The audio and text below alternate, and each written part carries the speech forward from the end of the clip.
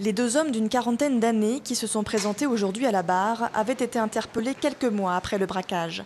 Des traces ADN retrouvées sur les cordelettes utilisées pour ligoter les vendeuses de la bijouterie les avaient confondues. Un élément qui n'est pas irréfutable selon maître Philippe Scrève, avocat de l'un des accusés.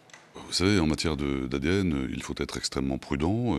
L'ADN n'est pas une preuve sur le plan scientifique. C'est un élément indiciaire, incontestable. L'ADN, ça n'est pas rien, naturellement. Ça n'est pas tout non plus.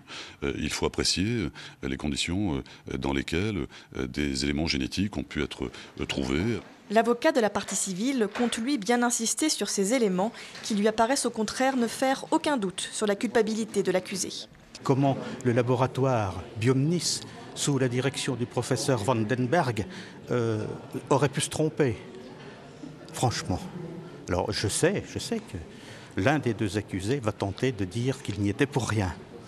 À mon avis, j'attends avec intérêt ces explications. Le deuxième accusé a lui reconnu les faits. Son avocat compte plaider une enfance difficile et un parcours chaotique pour obtenir une moindre peine. Cette première journée, ici aux Assises de Chalon-sur-Saône, aura été un long rappel des faits. Dans le box des accusés, deux hommes. L'un écoute le juge, le regard froid, l'autre paraît étonné d'être là. Les deux vendeuses, violentées pendant le braquage, leur font face. Elles se sont constituées partie civile dans ce procès qui doit durer 5 jours.